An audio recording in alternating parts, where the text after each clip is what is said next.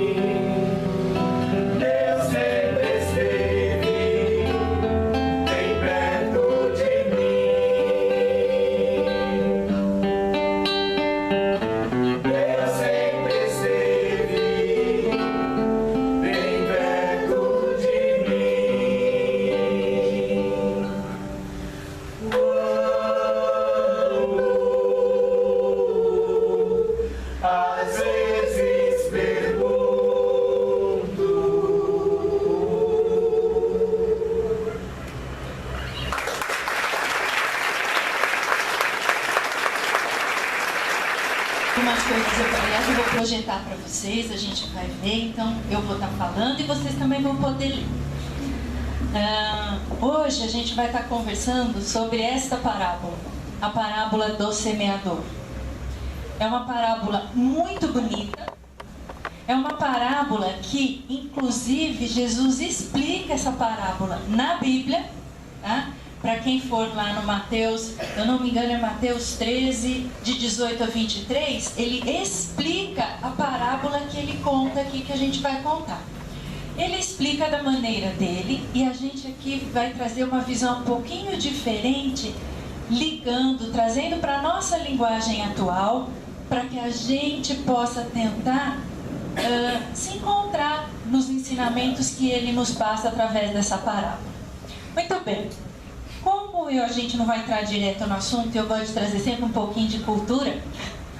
Vocês podem saber, mas a gente repete, não tem problema, tá? Aí a gente tem o seguinte: o que é uma parábola? Tá lá para vocês. Parábola, hoje eu vim prevenida. Parábola é uma narrativa curta, é um conto curtinho. Qual a diferença de um conto para uma parábola? Porque numa parábola eu tenho seres humanos como protagonistas da história. Então eu vou passar uma mensagem. Essa mensagem pode ser ética ou moral, mas quem são os protagonistas? Sempre ser humano. Diferente daquilo que vocês conhecem como fábula.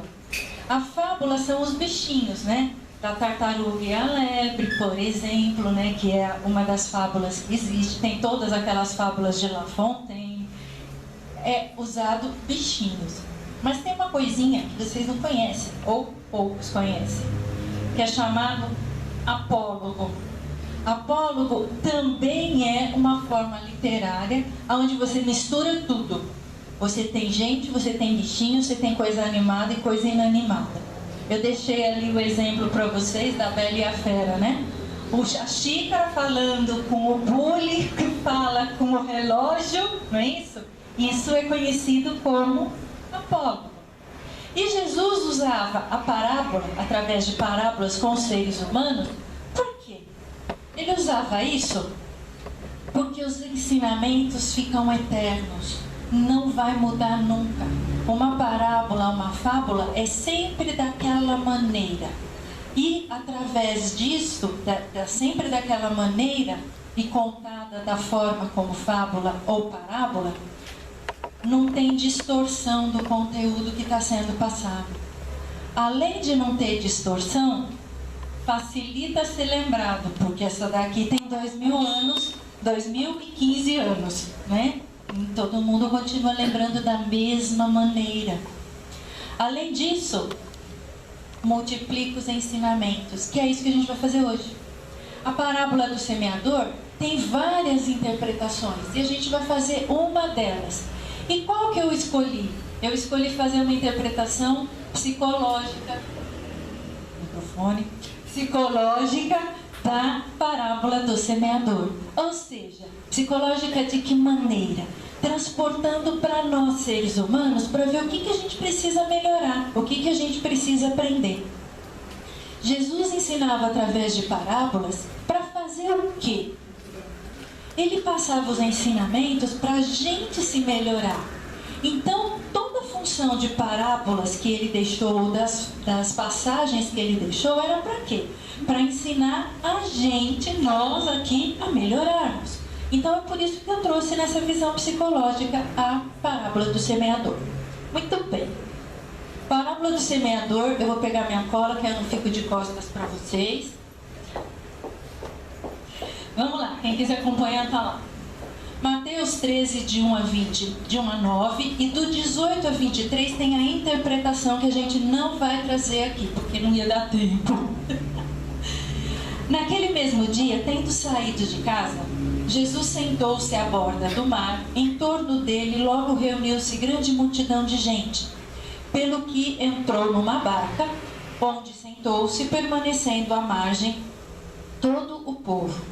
Disse então muitas coisas por parábolas, falando-lhes assim: Eis que o semeador saiu a semear, e quando semeava, Uma parte das sementes caiu à beira do caminho, e vieram as aves e as comeram. E outra parte caiu em terreno pedregoso, onde não havia muita terra. Então logo nasceu, mas como não tinha terra funda, vindo o sol, queimou-se e secou-se, porque não tinha raiz. E outra caiu entre espinhos, e os espinhos cresceram e sufocaram-na. E outra caiu em boa terra, e deu fruto, um a 100, outro a 60 e outro a 30. Quem tem ouvidos para ouvir, que ouça. Então vamos lá. É uma parábola conhecida, mas de difícil, às vezes, entendimento, ou às vezes a gente tem dificuldade de olhar para nós mesmos para aprender sobre isso que está aqui. Vamos lá. Vamos começar aqui. Aquele que semeia, saiu a semear. Quem saiu a semear? Será que foi Jesus? Será que ele foi semeador? Semear o quê? Será que foram as sementes, as leis de Deus, os ensinamentos de Deus? Essas sementes era isso que ele queria dizer? Será que era só isso? Só Jesus saiu a semear? Os ensinamentos e as leis de Deus? Só isso? Então vamos ver. Eu estou perguntando, né? A gente começa nesta parábola, nesta outra visão, mais preocupados em entender, ou voltados a entender os terrenos aos quais supostamente Jesus saiu a semear, ou o semeador foi semear, do que quem semeou. Quais os terrenos que apareceram nessa parábola? Está lá, à beira do caminho, o terreno pedregoso, de vez em quando eu enrosco, tá? O terreno espinhudo, ou o espinheiro, e aquele aonde foi o terreno fértil, que produziu 1 a 100, 1 a 60, 1 a 30, ou 1 a 30, 1 a 60, 1 a 100. Tem lugares que mudam a ordem. Muito bem. A gente vai começar dos terrenos, porque foi onde foi semeado. O quê? Vamos partir do princípio que talvez as leis de Deus. Primeiro terreno a gente tem lá, à beira do caminho. A beira do caminho significa o quê? Estar do lado do caminho. Eu tenho uma trilha e eu estou à margem desta trilha. E se eu transformar isso para o perfil psicológico? Será que eu vou encontrar pessoas à beira do caminho? A gente conhece essa expressão? Existem pessoas que estão à beira do caminho, ou pessoas que estão vendo a vida passar. Quem está vendo a vida passar não são as que estão à beira do caminho? Pois é. E o que essas pessoas têm? Essas pessoas são más? São ruins? Não. Essas pessoas são boas? Também não. Elas não são nem boas e nem más. Elas estão à margem do caminho, da trilha correta a seguir. E isso significa que elas ficam só na superficialidade. Elas estão à margem, como se elas estivessem boiando, à mercê do que a vida faz. Então a vida está passando, está ruim, está bom para ela. Está boa, também está bom para ela. Não tem nem uma manifestação a mais que ela ache que é ou que ela tenha condições, que ela acha que tenha condições de interferir no caminho. Ela não investe na vida que ela tem. Ela deixa a vida dela ir passando. Será que alguns de nós aqui está vivendo à beira do caminho? Não sei. Nem eu vou perguntar. Mas é um questionamento que esta parábola pede para a gente fazer para nós, cada um com a sua consciência. Será que eu estou andando na trilha? será que eu estou no caminho ou eu estou vendo a minha vida passar e não estou fazendo nada com isso? Ou com o que eu aprendi, ou com o que eu estou aprendendo? Isso é um questionamento desta parábola. Vamos supor que tem alguém aqui, ou que vocês conhecem alguém que esteja à beira do caminho. Tem solução?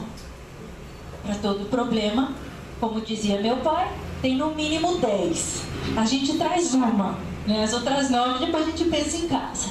Tem solução. Qual é a solução? Entrar na trilha. Sai da beira do caminho e vai para a trilha.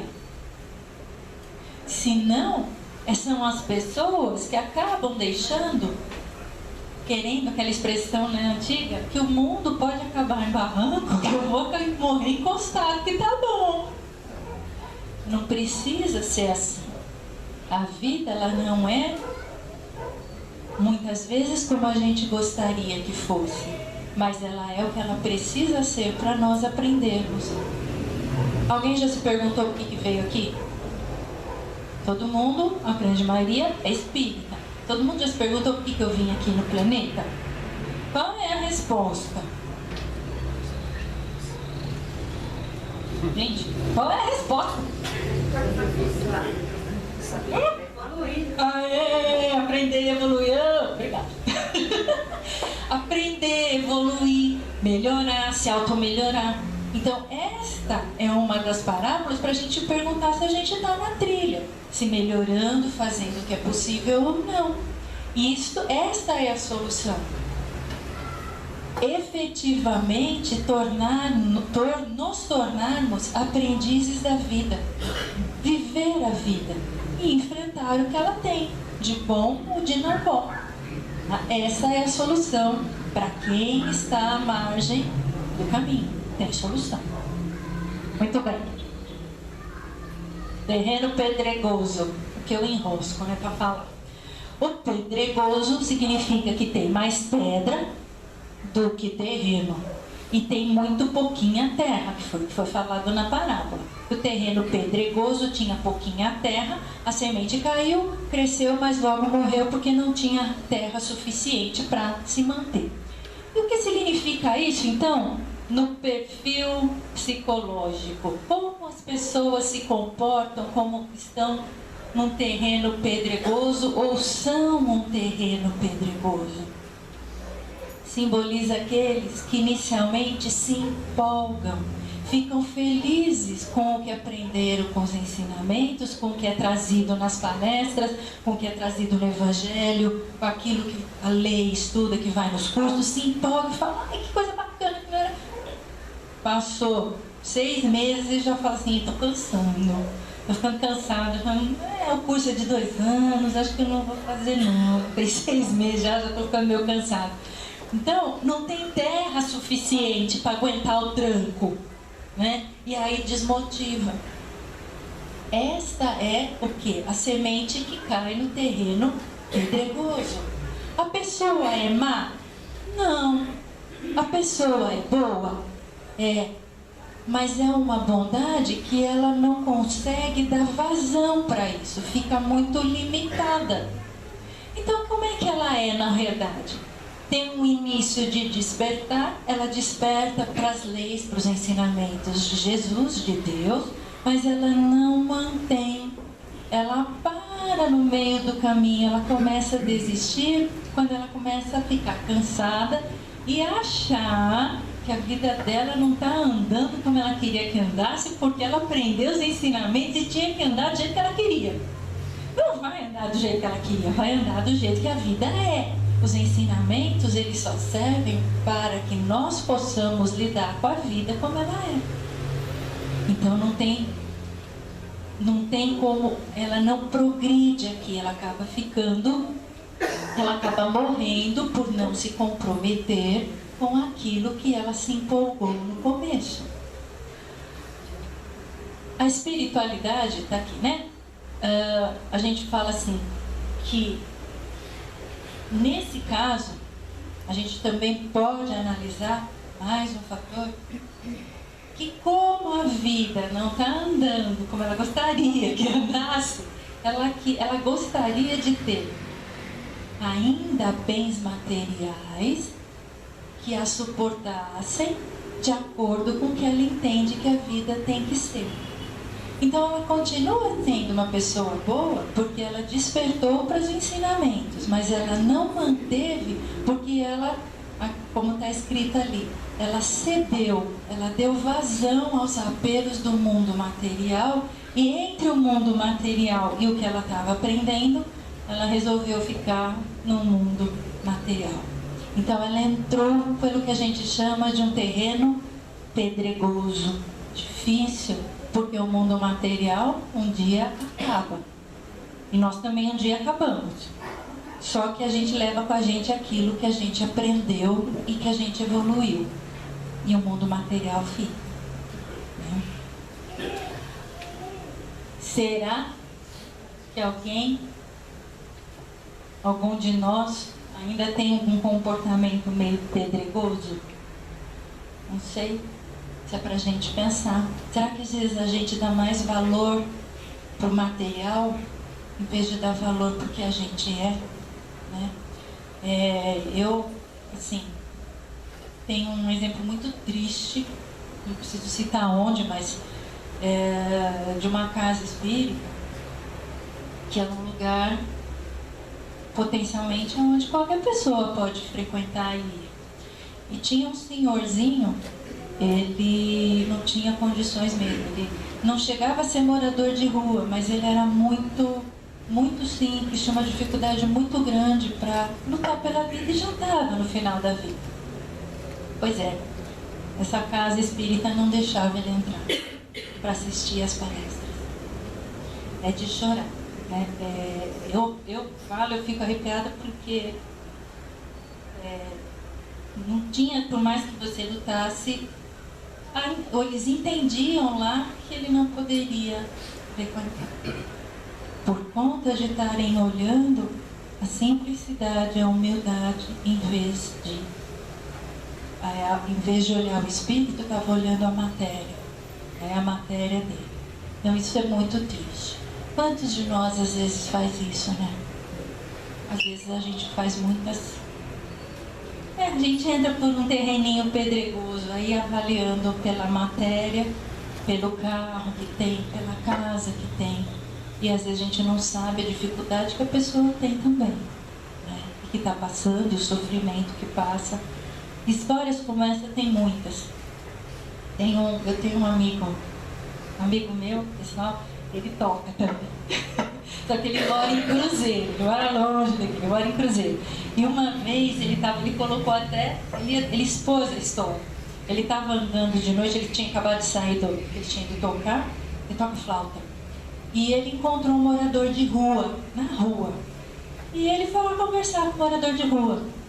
E esse morador de rua falou assim, que bom, você pode me ouvir? E ele é espírita. Ele falou, claro, posso te ouvir, não tem problema nenhum. Você sabe que eu já tive uma vida boa, eu tinha casa, eu tinha uma família, e eu perdi tudo por conta da bebida. Eu tenho cultura, eu estudei, eu fiz faculdade de economia. Era um morador de rua. Ele só falou assim, olha, obrigado por ouvir a minha história. Ele só queria alguém que o ouvisse. Se ele tivesse feito um julgamento pela matéria, entrado pelo terreno pedregoso, ele não teria ouvido e auxiliado aquele coração tão necessitado que estava na rua. Tem mais uns casos aí, mas não dá tempo da gente contar. Vamos lá, vamos seguir. Qual a solução para o terreno pedregoso? O que faz uma pessoa quando está escorregando para o terreno pedregoso? Tem que arar o terreno, né? Olha lá.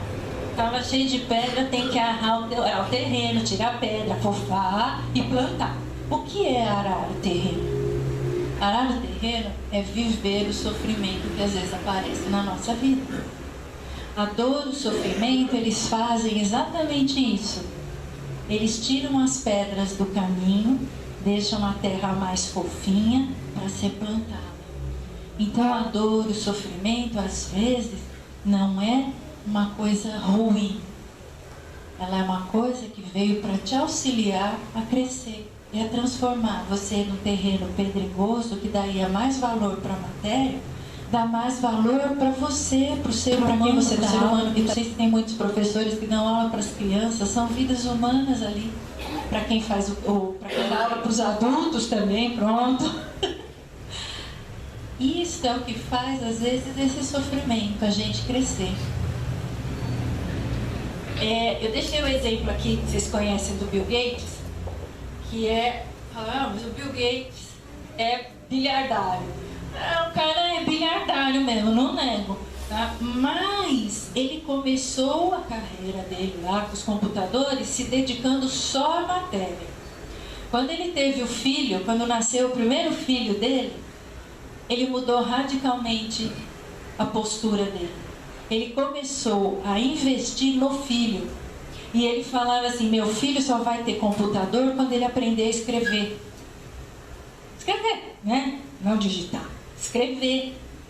Então ele começou a mudar, ele transformou o terreno que ele era pedregoso, aonde ele só via a parte material, quando ele teve o primeiro filho. E ele dá palestras hoje em dia, lá em várias escolas, onde ele passa 10 itens que as crianças deveriam seguir e nenhuma delas é ter computador.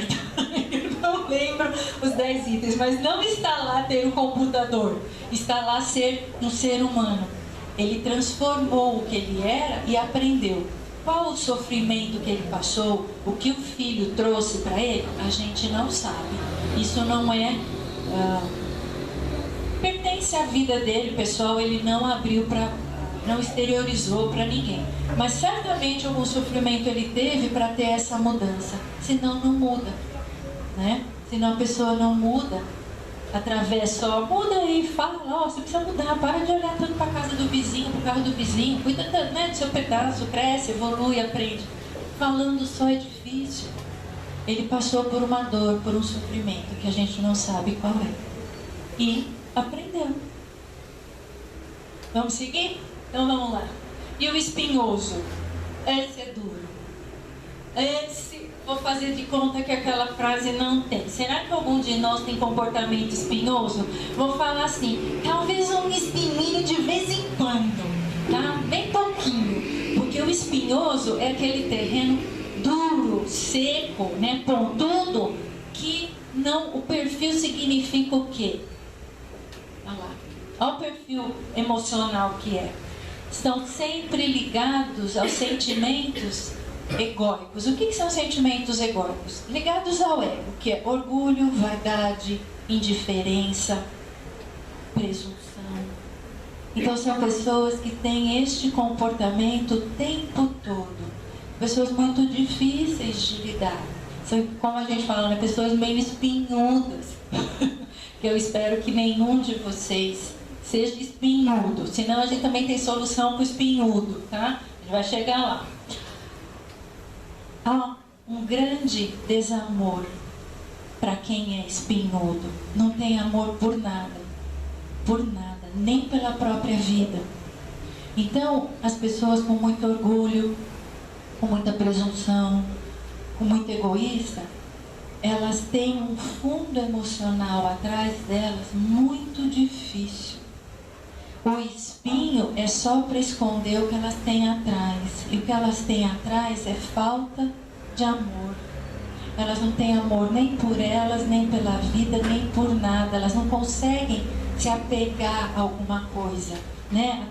Nem um bichinho, que às vezes a gente fala, tem um cachorrinho, um gatinho, porque, né? A gente aperta a massa, se apega ao bichinho. Eles não conseguem, eles têm dificuldade. E isso faz com que eles se tornem espinhudos ou espinhosos. A falta de amor por si e pela vida. Ali, só relembrando, da beira do caminho vive na superficialidade. Não é bom nem mal. Os pedregosos vivem, dão preferência ao mundo material, mas têm uma propensão ao bem. Mas os espinhosos, eles são realmente os que machucam. Então, eles, por machucarem, eles preferem trabalhar no mal. Mas por que eles trabalham ou às vezes prejudicam algumas pessoas? Porque o desamor que eles têm por eles é tão grande, que eles não sabem fazer outra coisa, a não ser machucar o próximo. E uma vez eu estava assistindo uma palestra, uma outra pessoa, e ele falava assim: se não tiver alguns espinhos no nosso caminho, a gente não evolui. Porque o espinho faz a gente sofrer, ele machuca. Então a gente vai falar: então eu não queria que nesse planeta tivesse ninguém espinhoso. A gente ainda precisa de uns espinhosos, mas esses espinhosos têm chance de melhorar um dia. Eles também podem melhorar, como todos nós. Então eles são dignos do nosso amor, da nossa compaixão, porque é o que eles precisam para poder melhorar. Qual a solução? A solução é difícil para eles, porque eles teriam... eles têm que... Um espinhoso, ele teria que passar a lei de ação e reação. Voltar para ele as coisas que ele... Alguns espinhos para ele sofrer e aprender. E a partir daí, ele começar a melhorar por entendimento. Isso é possível? É possível, claro que é. Só que às vezes leva um tempo maior, porque eles são muito duros. Por que eles são duros? Porque eles não acreditam em amor, né? Sabe qual a diferença que tem entre a parte de cima do planeta e a parte de baixo do planeta? Ou quem está em cima, a espiritualidade de cima e a espiritualidade de baixo? A única diferença é que em cima tem amor e embaixo não tem, né? Ali, quando a gente desce no degrauzinho, desencarna, vai lá pro degrauzinho do umbral, começa a descer umas coisinhas não muito boas. As diferenças é que lá não tem amor. E em cima, todos têm amor. Porque, como dizia Jesus, o amor cobre a multidão dos pecados. E se você tiver amor, você sana os espinhos. Então, a gente também tem que dar solução para quem tem espinhos. Porque senão eles vão ficar sempre espinhudos. Então, a gente também tem solução, né?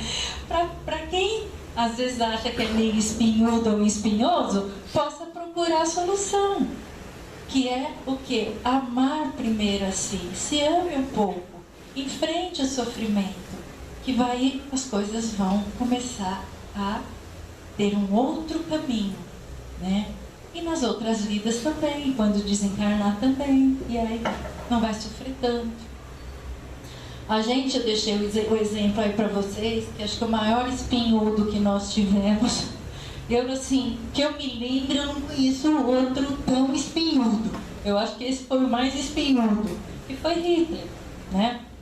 E eu não sei se eu já contei aqui a historinha de Hitler para vocês, de depois que ele desencarnou. Eu já falei para vocês aqui? Não contei? Então vou contar. Tem algumas pessoas que talvez saibam, mas vou contar. Hitler, quando ele desencarnou, ele não tinha mais condição de suportar viver no nosso planeta. Porque nem no umbral, porque a densidade era tão... era muito denso pelas crueldades que ele impôs, que ele não tinha condição de ficar nem no umbral. Então ele foi recolhido. Quando ele foi recolhido, ele foi para uma prisão. Existem prisões espirituais, aguardar o que poderia ser feito com ele, a decisão de para onde ele iria. Essa prisão se localiza em Plutão, longe para burro, tá? Não é aqui na Lua, não, é em Plutão. Tá? E lá ele fica isolado, porque muitos, claro, né, pelo que ele fez, se o encontrar, se puder, mata de novo, né? Mais ou menos assim. Então ele fica isolado, e com isso ele tem a chance de pelo menos pensar nas coisas que ele fez. Mas ele vive assim, desde aquele tempo até hoje sozinho? Não, ele não vive sozinho. A única pessoa que tem permissão para visitá-lo e visita-o periodicamente, tem um ser só que o visita periodicamente. Esse ser não é Jesus, tá? Jesus está no patamar mais alto. Esse ser chama-se Gandhi, Mahatma Gandhi. O grau de iluminação que Gandhi atingiu o deu o passaporte a ele de poder ir lá e falar assim, não, eu quero continuar, eu quero conversar com ele porque eu quero tentar ajudá-lo a ser melhor. Então o único que vai, que tem esse teletransporte, transporte, enfim, do jeito que quiser chamar, é Gandhi.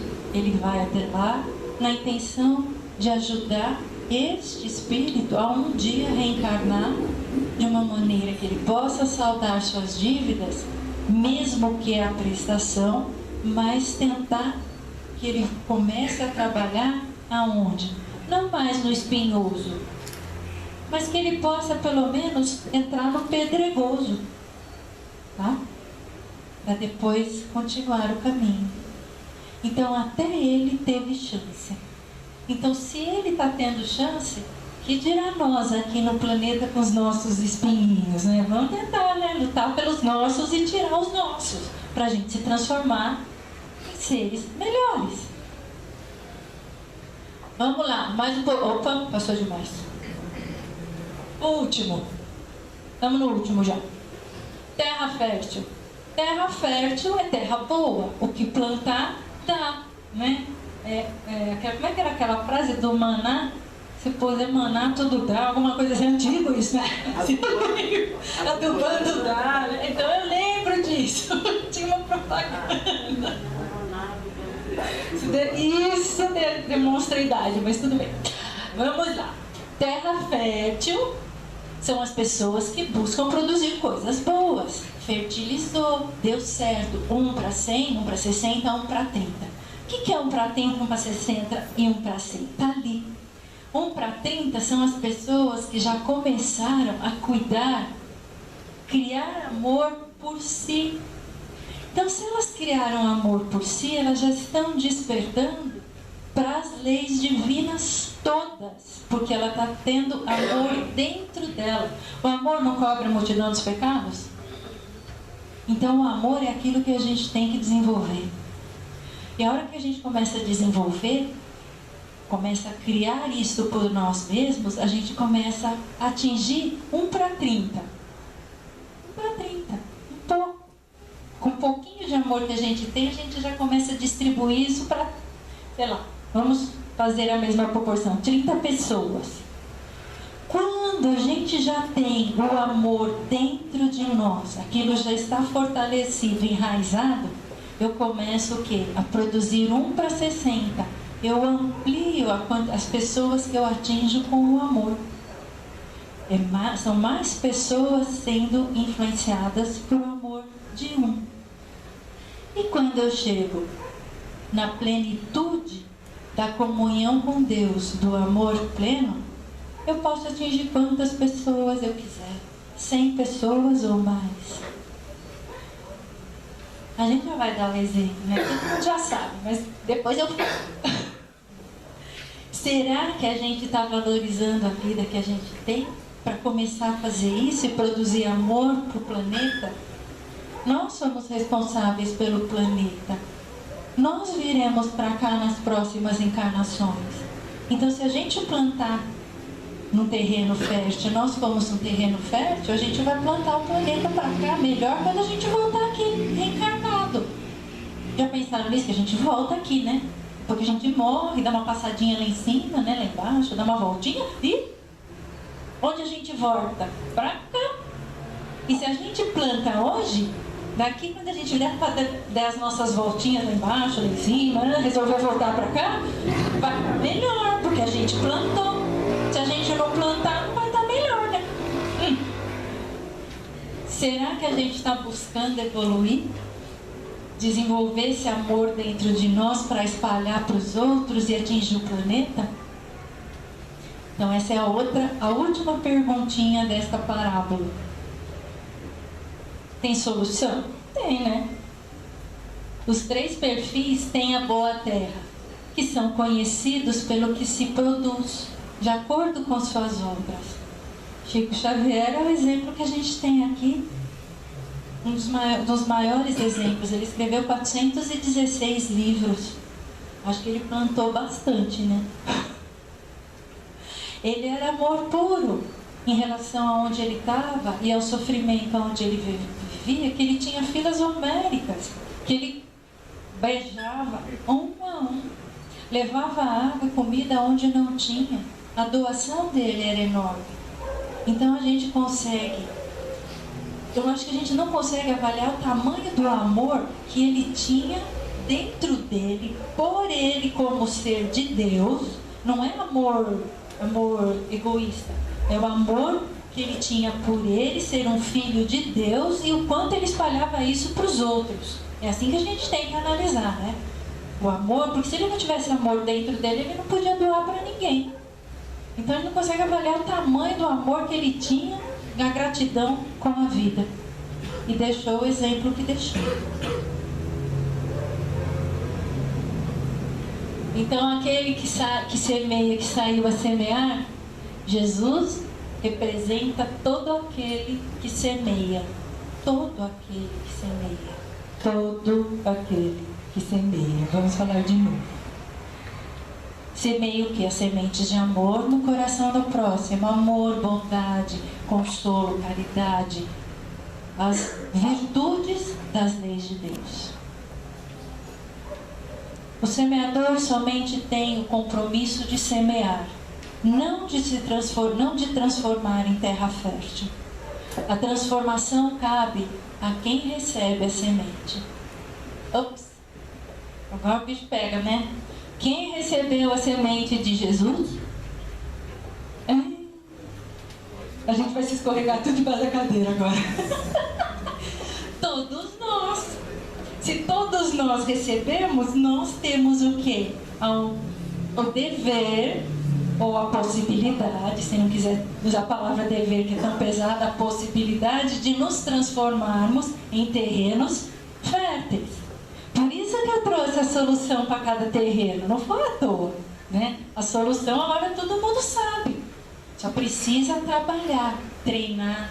Se quiser usar, hoje está na moda, né, fazer treino, então treina, vai treinando, se é um terreno fértil, tudo bem, não tem problema, né? Mas faça a sua parte, porque nós fomos semeados.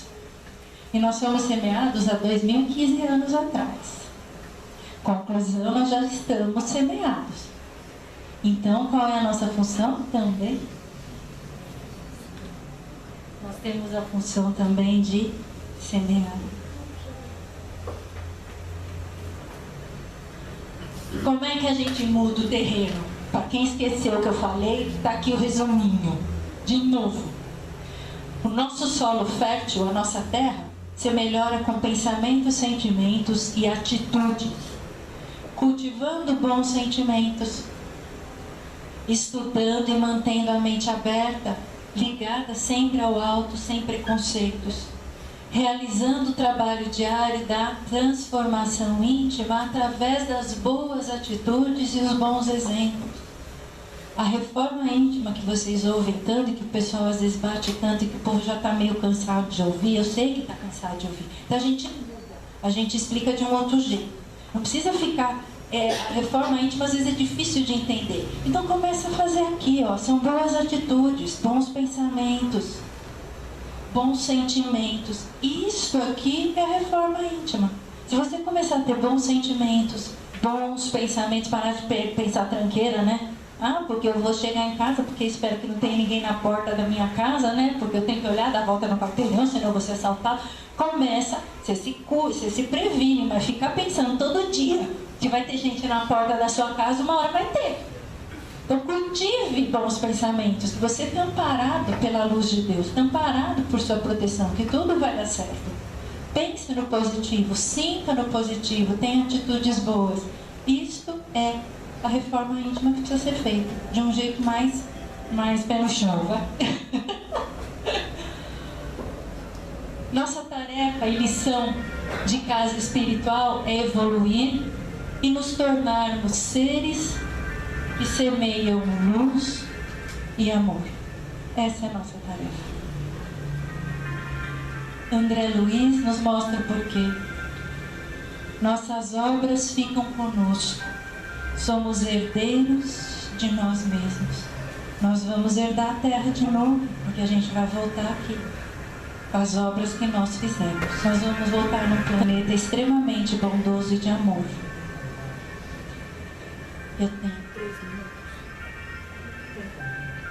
Eu trouxe uma mensagenzinha para vocês. Eu vou ler. Eu acredito que a maioria conhece, mas não no contexto da parábola. Então, agora que vocês viram a parábola, a gente vai ler essa mensagem que muitos conhecem, mas com o contexto da parábola. Para vocês, para mim, essa mensagem é muito bonita. Se eu me emocionar, eu paro, respiro e continuo, tá?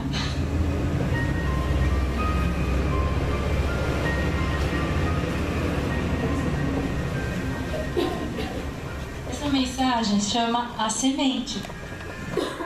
Não é à toa.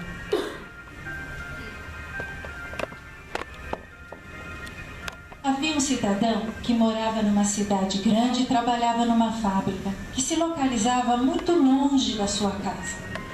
Com isso, ele precisava viajar de ônibus cerca de 1 hora todos os dias para chegar ao seu trabalho.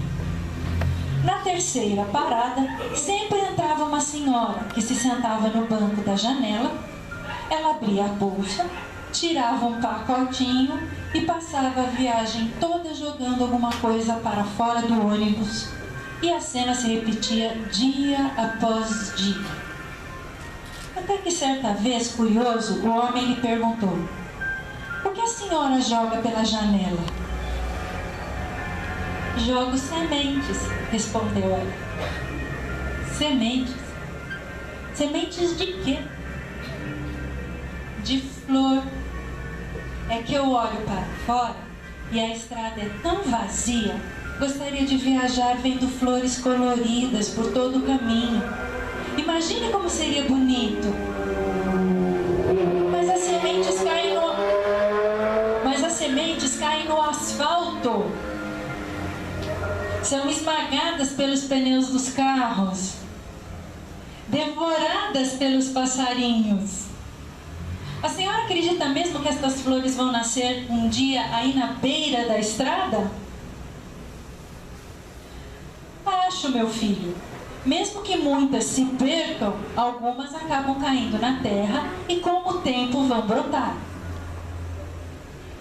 Mesmo assim demoram para crescer, precisam de água." "Ah, eu faço a minha parte. Sempre há dias de chuva. E se eu não jogar as sementes, aí mesmo é que as flores nunca vão nascer." O homem desceu logo adiante, achando que a senhora já estava meio caduca. E o tempo passou, e ele achando que a senhora estava caduca. Um dia, no mesmo ônibus, sentado à janela, o homem ficou impressionado ao olhar para fora e ver flores na beira da estrada. Muitas flores. A passagem estava colorida, perfumada, estava linda. O homem lembrou da senhora. Procurou-a no ônibus. Não a encontrou. Então foi perguntar ao cobrador, que conhecia todo mundo, por que a senhora das sementes havia sumido. "Pois é, morreu de pneumonia na semana passada." O homem voltou ao seu lugar e continuou olhando pela janela a paisagem florida. E pensou: quem diria, as flores brotaram mesmo. Mas de que adiantou o trabalho daquela senhora? A coitada morreu e não pôde ver a beleza toda. Neste instante, o homem escutou uma risada de criança no banco da frente. Uma garotinha apontava pela janela entusiasmada. "Olha, pai, que lindo! Quanta flor pela estrada! Como se chama aquelas flores? São tão maravilhosas." Então, o homem entendeu o que a senhora tinha feito. Mesmo não estando ali para contemplar as flores que tinha plantado, a senhora deveria estar feliz. Afinal, ela tinha dado um presente maravilhoso para a natureza e principalmente para as pessoas que por ali passavam. Um dia a gente vai voltar. Um dia a gente vai vir para cá e ver o que a gente plantou. No dia seguinte, o homem entrou no ônibus, sentou-se no mesmo banco que a senhora sentava, tirou um pacotinho de sementes do bolso e começou a jogar sementes pela janela até chegar ao seu ponto de destino. E aí vem a mensagem final. Jogue você também as suas sementes. Pouco importa se você vai ver as flores ou não. Plante as sementes do amor, do carinho, da fraternidade, da alegria, da paz, da ternura, da compreensão, da compaixão. Certamente você colherá, além de lindas flores, frutos maravilhosos com sabor de felicidade e de conquista. Conquista de um mundo melhor. Obrigada.